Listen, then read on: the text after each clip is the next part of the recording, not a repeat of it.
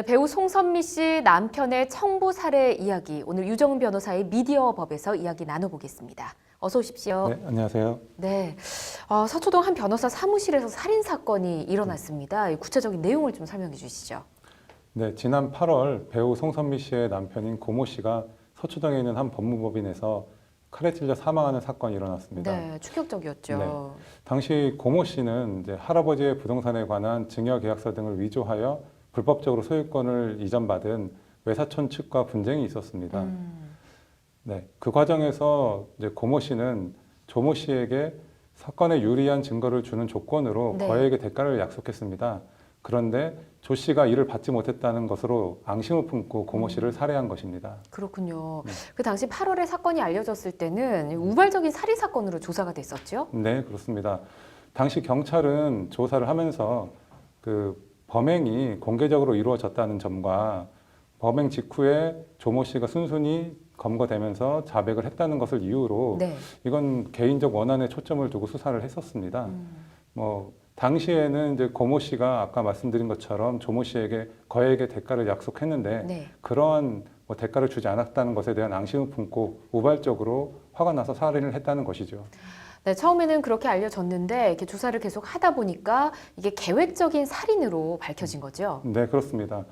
검찰 수사 결과에 따르면 고 씨의 외사촌이 그 사문서 위조 등의 혐의로 수사를 받게 되었고, 예. 뭐 최종적으로는 구속영장 실질심사까지 받게 되는 위기에 처하게 됩니다.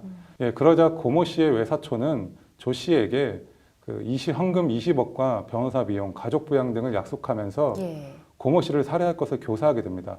이른바 청부 살인 사건이 이 사건의 전말이 된 것입니다. 그렇군요. 청부 살인이었다 하면 구체적인 증거들이 또 있었을 텐데요. 어떤 네. 증거들이 있었습니까?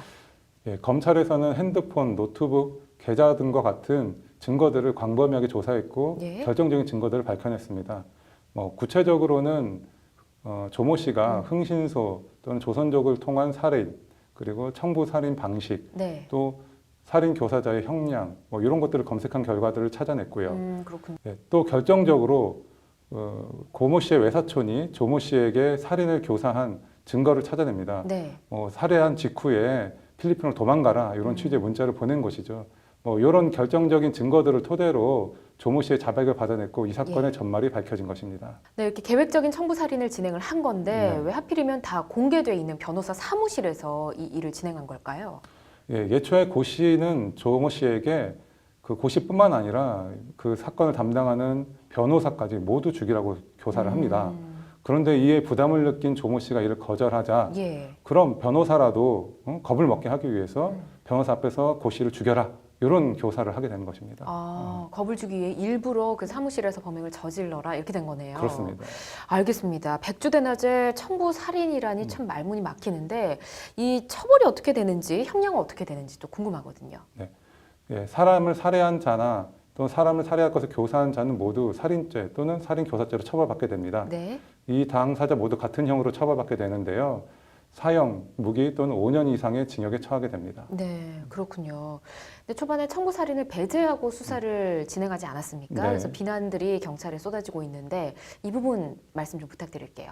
네, 경찰이 피의자를 구속하면 10일 이내에 검사에게 인치를 해야 합니다.